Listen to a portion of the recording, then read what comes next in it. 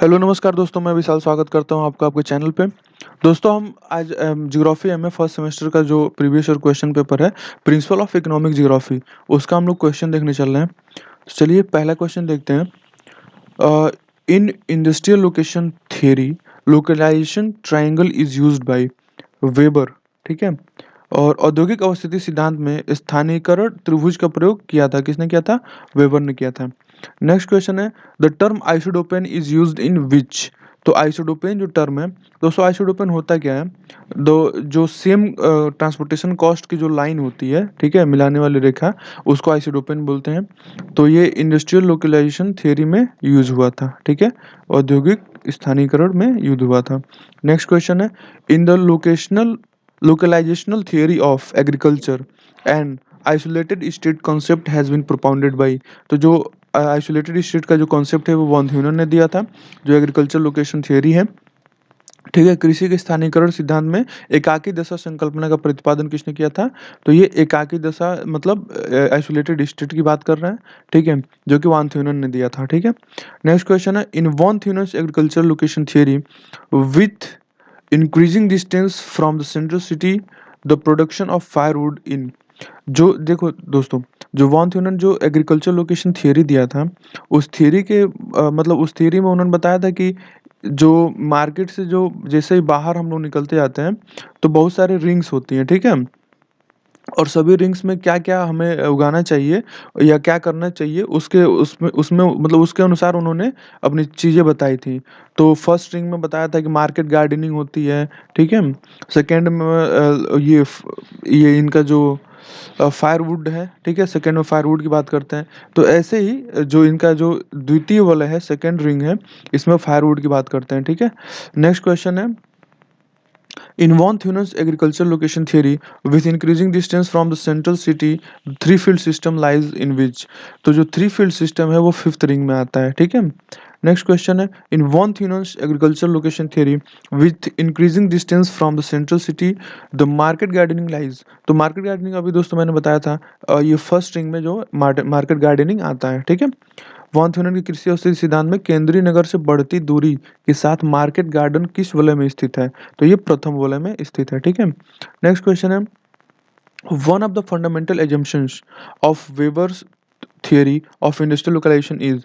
जो एजम्पशंस हैं, ठीक है, जो मान्यताएं हैं वेबर की, उसमें जो ट्रांसपोर्टेशन कॉस्ट इंक्रीज होता है, ठीक है, प्रोपोर्शन टू डिस्टेंस और वेट, उसके दूरी और वजन के, ठीक है, दूरी और वजन के अनुपात में परिवहन लागत भी बढ़ता है, ठीक है।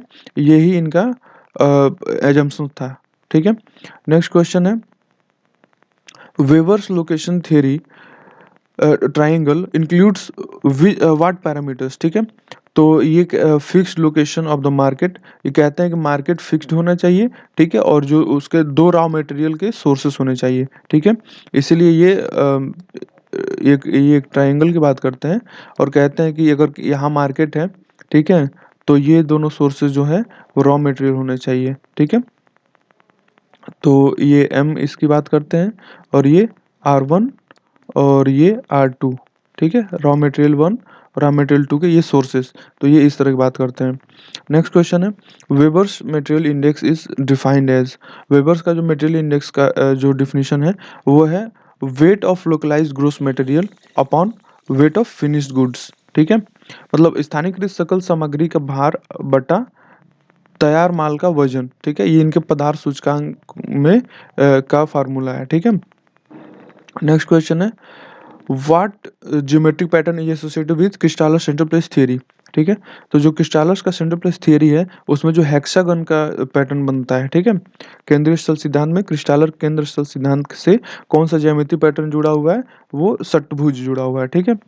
नेक्स्ट क्वेश्चन है, what assumptions are in Christaller's central place theory. तो क्रिस्टालर जो सेंट्रल प्लेस थ्योरी में क्या एजम्पशंस हैं? वो है आइसोट्रोपिक प्लेन है, ठीक है, evenly distributed population and purchasing power है, ठीक है, और uniform transportation system in all direction है। तो ये कहते हैं कि एक आइसोट्रोपिक समतल सतह होना चाहिए, समान रूप से वितरित जनसंख्या और क्रय शक्ति होना चाहिए, और सभी दिशाओं में समान परिवहन प्रणाली होनी चाहिए। तो ये इसका आंसर जो होगा वो होगा उपरोक्त सभी, ठीक है, all of the above. Next question है, the minimum number of people needed to support a business is called threshold. Threshold, ठीक है, थ्रेशोल्ड। किसी व्यवसाय को समर्थन देने के लिए आवश्यक न्यूनतम व्यक्तियों की संख्या कहलाती है, वो सीमा कहलाती है, ठीक है दोस्तों। नेक्स्ट क्वेश्चन है, according to the central place theory the maximum distance a person is willing to travel to get a service is called. ये इसका आंसर होगा रेंज। ये कह रहे हैं कि दोस्तों केंद्रीय स्थल सिद्धांत के अनुसार एक व्यक्ति किसी सेवा को प्राप्त करने के लिए कितनी अधिकतम दूरी तय करने को तैयार है, ठीक है, इसे हम लोग उसकी रेंज कहते हैं, ठीक है। नेक्स्ट क्वेश्चन है, who originally gave central place theory. तो सेंट्रल प्लेस थ्योरी वाल्टर क्रिस्टालर ने दिया था, केंद्रीय स्थल सिद्धांत, ठीक है। नेक्स्ट क्वेश्चन है, in central place theory which principle is known as K4। दोस्तों ये जो सेंट्रल प्लेस थ्योरी में तीन प्रिंसिपल्स दिए गए हैं, K4, K3 और K7, ठीक है। तो K4 का मतलब है, K4 का अर्थ होता है ट्रांसपोर्टेशन प्रिंसिपल, ठीक है, ट्रांसपोर्टेशन प्रिंसिपल। K3 का मतलब होता है मार्केटिंग प्रिंसिपल, ठीक है। और K7 का मतलब होता है एडमिनिस्ट्रेटिव प्रिंसिपल, ठीक है।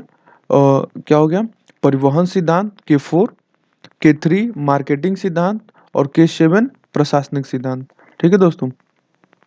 नेक्स्ट है, in which year Christaller propounded the central place theory. Christaller ने सेंट्रल प्लेस थ्योरी को 1933 में खोजा था या प्रोपाउंड किया था या प्रतिपादित किया था, ठीक है। नेक्स्ट क्वेश्चन है, in which year Alfred Weber propounded industrial location theory. तो इंडस्ट्रियल लोकेशन थ्योरी जो है 1909 में अल्फ्रेड वेबर ने दिया था और जर्मन भाषा में दिया था, और 1929 में इसे अंग्रेजी में ट्रांसफर किया गया था। नेक्स्ट क्वेश्चन है, manufacturing industries are placed in.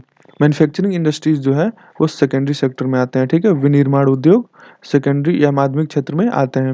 Next question है, von Thunen's model of agriculture land use was given in 1826 में, ठीक है, कृषि भूमि उपयोग का वॉन थ्यूनेन मॉडल दिया गया था 1826 में। नेक्स्ट क्वेश्चन है, the isolated state is associated with von Thunen. Von Thunen ही कहते हैं कि जो हमारा स्टेट है वो आइसोलेटेड होना चाहिए, एकाकी राज्य होना चाहिए। नेक्स्ट क्वेश्चन है, in Rostow's model the take off stage is characterised by. जो टेक ऑफ स्टेज है वो करेक्टराइज कैसे किया जाता है, तो rise in the rate of productive investment from 5% to over 10% of national income, development of one or more sustainable manufacturing sectors with a high growth rate, a quick emergence of a political, social and institutional framework to enable expansion in various fields। तो इसका answer होगा all of the above, ठीक है दोस्तों। Rostock model में take off चरण की विशेषता क्या है, तो टेक ऑफ चरण की विशेषता है राष्ट्रीय आय के 5% से 10% से अधिक उत्पादन निवेश की दर में वृद्धि, उच्च विकास दर के साथ या एक या अधिक महत्वपूर्ण विनिर्माण क्षेत्रों का विकास या विभिन्न क्षेत्रों में विस्तार को सक्षम करने के लिए एक राजनीतिक, सामाजिक और संस्थागत ढांचे का त्वरित उदय। तो ये इसका आंसर होगा उपरोक्त सभी। नेक्स्ट क्वेश्चन है, identify the country which was the first to move to the stage of high mass consumption. ये यूएसए है, अमेरिका है। उस देश की पहचान करें जो सबसे पहले उच्च जन खपत के चरण में पहुंचा, वो है यूएसए। नेक्स्ट क्वेश्चन है, what causes the development in term of Rostow theory. तो रोस्टोव के सिद्धांत के अनुसार विकास का क्या कारण है, तो वह है फेवरेबल प्रोपेंसिटीज ऑफ पीपुल, लोगों के अनुकूल प्रवृत्ति, changing profile of leading sectors of the economy, अर्थव्यवस्था के प्रमुख क्षेत्रों की प्रोफाइल बदलना, और ए शार्प राइज इन इन्वेस्टमेंट, निवेश में तेज वृद्धि, ठीक है, ऑल ऑफ द अबव। तो इसका आंसर जो होगा वो ऑल ऑफ द अबव होगा। नेक्स्ट क्वेश्चन है, how many stages of economic growth were defined and analyzed by Rostov, which all economies are supposed to pass through in the course of their development। तो दोस्तों इसमें 5 stages of development की बात करते हैं, ठीक है, रोस्टोव। नेक्स्ट क्वेश्चन है, arrange the following Rostow's stage of economic growth in their proper sequence. तो दोस्तों जो पहला जो कह रहे हैं कि रोस्टो के आर्थिक विकास के चरणों को उनके उचित क्रम में व्यवस्थित करें। तो पहले क्या होता है, ट्रेडिशनल सोसाइटी आता है, ठीक है। फिर सेकंड होता है टेक ऑफ स्टेज, जब थोड़ी सी डेवलपमेंट हो जाती है तो वो टेक ऑफ स्टेज में आ जाता है। फिर वो मेच्योरिटी की तरफ बढ़ता है, ठीक है। फिर लास्ट में आता है एज ऑफ मास कंजप्शन, ठीक है। तो ये इनका सीक्वेंस है। पारंपरिक समाज, फिर टेक ऑफ चरण, फिर परिपक्वता के लिए ड्राइव और बड़े पैमाने पर खपत। ये स्टेजेस ऑफ डेवलपमेंट है, ठीक है। नेक्स्ट क्वेश्चन है, in Rostow model under the big push strategy of development, large investment are to be directed towards industry. Rostow model में विकास की बिग पुश रणनीति के तहत बड़े निवेशों को निर्देशित किया जाना है, वो है उद्योग। नेक्स्ट क्वेश्चन है, Rostow's stages of economic growth model is given in 1960, ठीक है। नेक्स्ट क्वेश्चन है, where was the sustainable development explain for the first time. दोस्तों, फर्स्ट टाइम जो सस्टेनेबल डेवलपमेंट की बात की गई थी वो ब्रटलैंड रिपोर्ट में की गई थी। सतत विकास को पहली बार ब्रटलैंड आयोग के रिपोर्ट में बताया गया था। नेक्स्ट क्वेश्चन है, which of the following is not a sustainable development goal targeted to be achieved by 2030।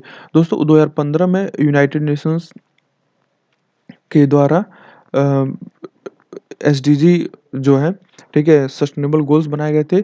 उसमें स्पेस रिसर्च का, उसमें एजेंडा 2030 बताया गया था, जिसमें स्पेस रिसर्च पर अभी बात नहीं की गई है, ठीक है, गोल नहीं है।